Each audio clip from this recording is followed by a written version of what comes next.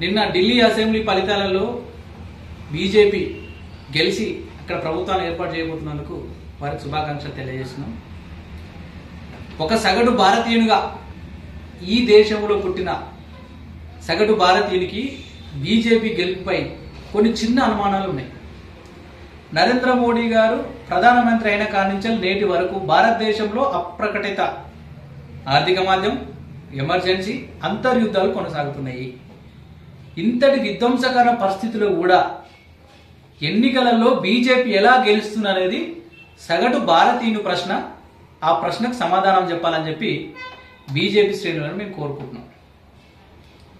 అదేవిధంగా భారతదేశంలో దారిద్ర్య రేఖకు దిగున ఉన్న దేశ జనాభాలో 22% ప్రజలకు కనీసం 2 పూటలు భోజనం దొరకలేని పరిస్థితి. ఇంత విధ్వంసకరమైన పరిస్థితిలో కూడా మీకే ఏ రకంగా ఓట్లు పడుతున్నాయి అనే అంశాన్ని కూడా ప్రజలకు, ప్రతిపక్ష పార్టీలకు కూడా తెలియజేయాల్సిన బాధ్యత ప్రభుత్వంలో ఉన్న బీజేపీ పార్టీ మీద ఉన్న అంశాన్ని గుర్తుపెట్టుకుని ఇది ప్రజలకు చెప్పాలని చెప్పి మేము కోరుకుంటున్నాం. అంటే ఈవీఎంలతో గెలుస్తున్నారా? మహారాష్ట్ర జనాభా కంటే ఒక 51 లక్షల ఓట్లు ఎక్కువ రాసుకొని, ఢిల్లీలో 7 లక్షల ఓట్లు ఎక్కువ రాసుకొని అట్లా ఫేక్ ఓట్లతో గెలుస్తురా?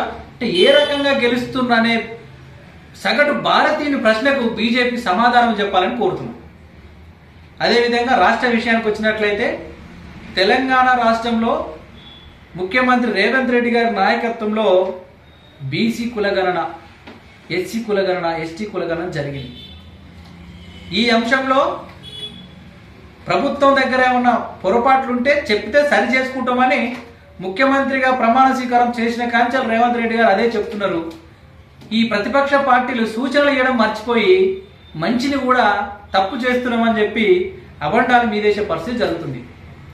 ఇప్పటి వరకు భారతదేశ చరిత్రలో 1931 తర్వాత 2025 వరకు బీసీ జనగణన చేసిన నాయకుడు ఎవరైనా ఉన్నారా?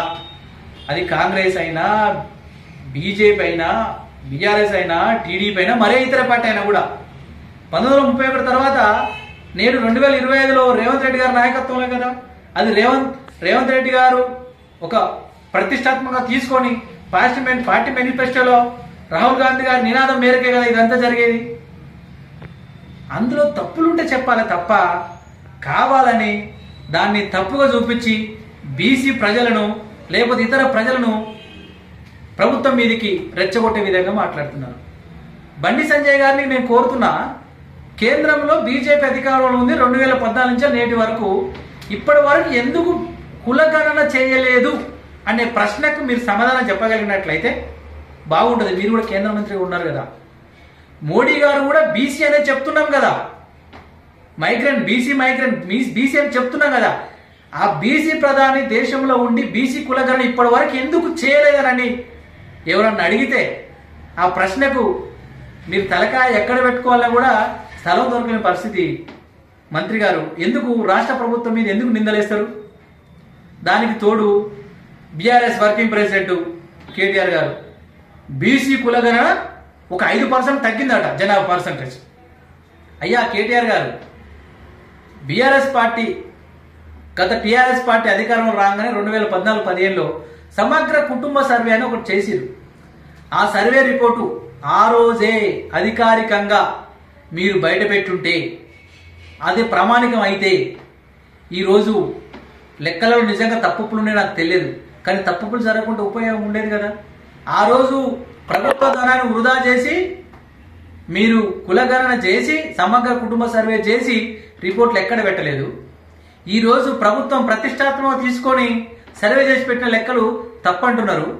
మీ రాజకీయాలకు అంటే మీరు అధికారంలో ఉన్న రోజులు బీసీలు, ఎస్సీలు, ఎస్టీలు ఎవరు కనిపించాలి మీకు.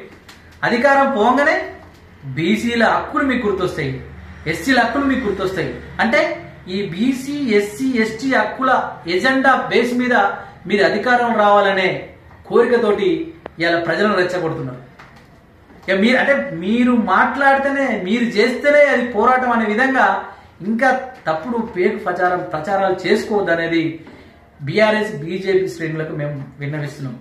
అదేవిధంగా బీసీ కులగణన చేసి, ఎస్సీ కులగణన చేసి వర్గీకరణ చేసిన ముఖ్యమంత్రి గారికి కూడా మేము ధన్యవాదాలు తెలియజేస్తున్నాం.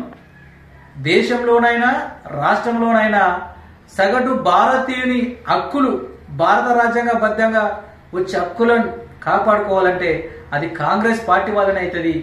కాంగ్రెస్ పార్టీ పక్షాన ప్రజలందరూ ఉండాలని